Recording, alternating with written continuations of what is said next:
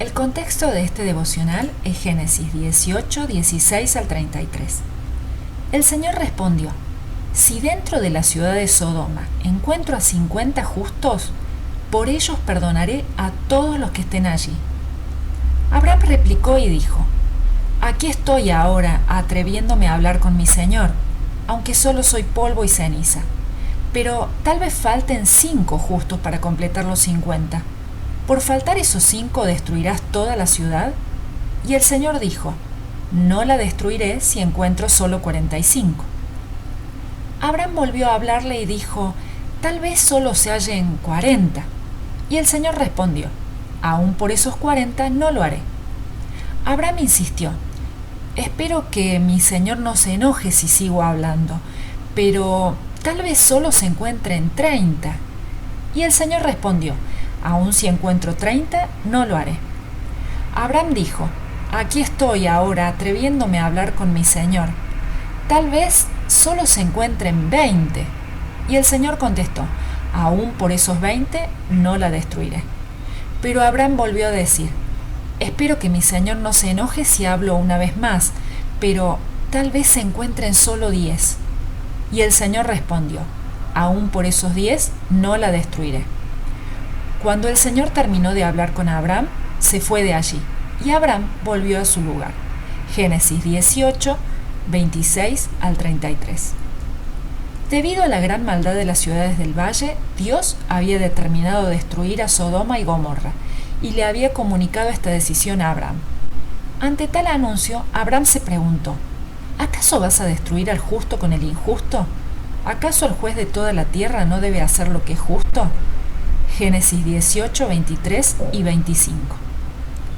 El principio había quedado establecido: Dios no destruiría a los justos junto con los pecadores. Ahora solo era una cuestión de números. ¿Por cuántos justos perdonaría Dios a estas ciudades? Abraham era un hombre de negocios, hábil con los números. Por lo tanto, comenzó a negociar con Dios. Cuando una persona negocia, no comienza diciendo la cifra que en realidad desea, sino aquella que considera que la otra parte estará dispuesta a escuchar y considerará adecuada para luego, de a poco, ir acercándose al número que en realidad pretende.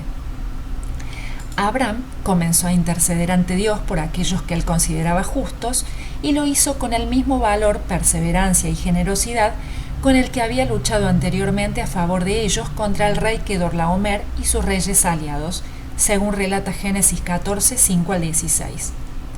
Abraham razonó que ya que Dios había decidido destruir completamente estas 2 ciudades, el hecho de que allí hubiese 50 personas justas lo harían desistir de su decisión.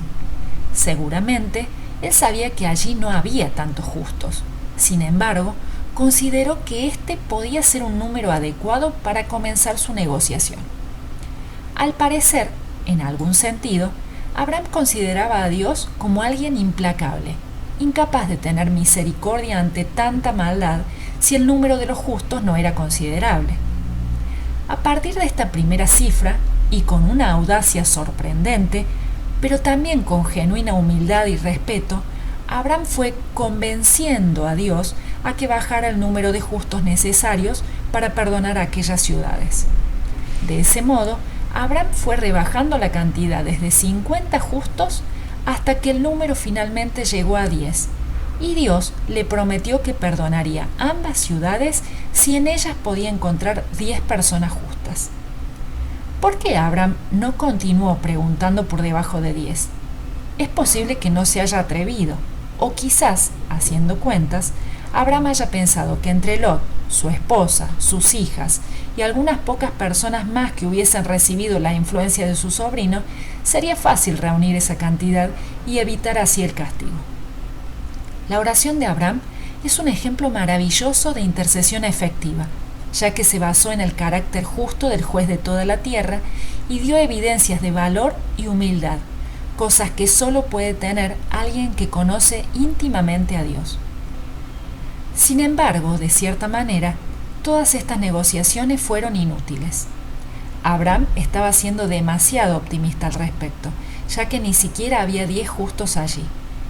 Quizás, Si él hubiese insistido hasta el punto de preguntar si Dios habría destruido la ciudad en el caso de que hubiese allí un solo justo, el Señor le habría respondido: si hubiese en la ciudad un justo, lo sacaré de allí, porque yo no destruiré a un justo junto con esa ciudad.